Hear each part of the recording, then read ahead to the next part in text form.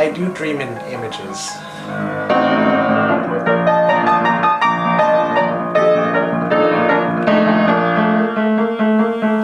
But I don't know whether those images actually correspond to what you would see when you look at something, so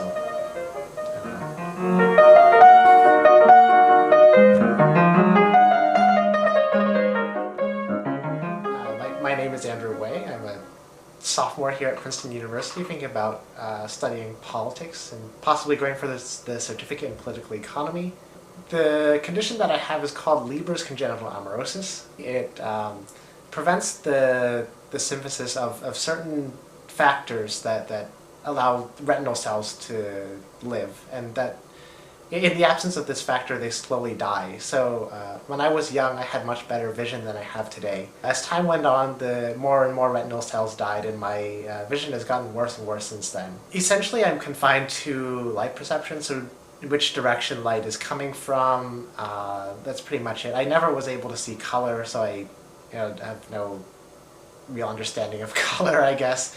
Yeah, but pretty much now I can use my vision to tell me which direction light is coming from, and that's about it. I can do most things that are available on the computer because I have a screen reader called JAWS, which essentially takes output on the computer and reads it out loud to me. So I use everything, the same tools as everyone else. I use the Thunderbird email client for my email, and I use Microsoft Office and all that sort of thing.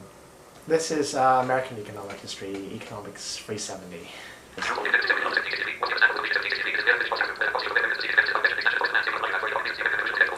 So this is going at about 450 words per minute. You can probably read 200 to 300 words a minute, so it's a little bit faster than what you can do. But I do have to slow it down if things get complicated. So like papers that I'm reading for political economy, I have to slow it down a little because it's a little bit more difficult.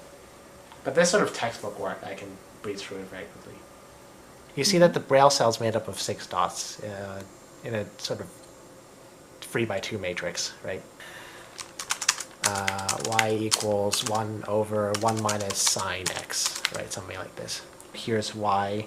Here's a sign for equals. You can see that it sort of looks like an equal sign. I take all of my notes, the physical chemistry and the economics, political economy on this. I can't see people, so I hear their voices, and then I try and build sort of an image of them, I guess. If they have an accent, then I put a sort of stereotypical face to that accent and all that sort of thing. My family, I have images of them and like my friends from early childhood because I could see their faces. But people I've met since then, not so much. But I remember them more by their voices and things like that. I can't say it's made much of a difference in the way that I think of people or interact with people. So I don't have perfect pitch or anything like that, and I tried to learn to read Braille music, but I never really put in enough work to get proficient at it. So the way that my teacher taught me was that she would tell me the chords and the notes and things, and I would play it during the lesson, and then I would memorize it, and I'd go home and practice it just to solidify things, and then make it proficient and then work on interpretation and that sort of thing.